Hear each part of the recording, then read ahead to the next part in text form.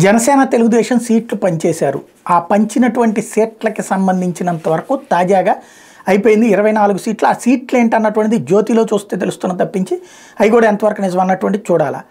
అది పక్కన పెడితే ఓవరాల్గా అయిపోయింది. దాంట్లో అసంతృప్తులు అలకలు, తెలుగుదేశంలో అలకలు, జనసేనలో అలకలు, అసంతృప్తులు, ఇవన్నిటికి పరిష్కారం 28వ తారీఖు అని భావిస్తోంది తెలుగుదేశం. తాజాగా తెలుగుదేశం జనసేనల 28వ తారీఖు బహిరంగ సభ ఏదైతే ఉందో మేనిఫెస్టో కూడా ఆ రోజే ప్రకటిస్తారంటున్నారు. తద్వారా మేనిఫెస్టో ఒక బలమైనటువంటి మేనిఫెస్టో ఏ డ్వాక్రా మహిళలకు రుణమాఫీ లాంటిది ప్రకటించేటటువంటి అవకాశం ఉంది.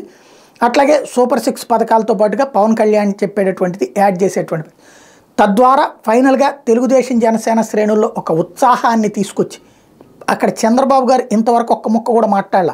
3వ వంతు సీట్లు మనకి ఇస్తానన్నారని పవన్ కళ్యాణ్ చెప్పారు. నేను చంద్రబాబు గారి పక్కన పెట్టుకుని చంద్రబాబు గారు ఆ మాట ఏం మాట్లాడలేదు. ఇక్కడ అసలు లాజిక్ ఉంది.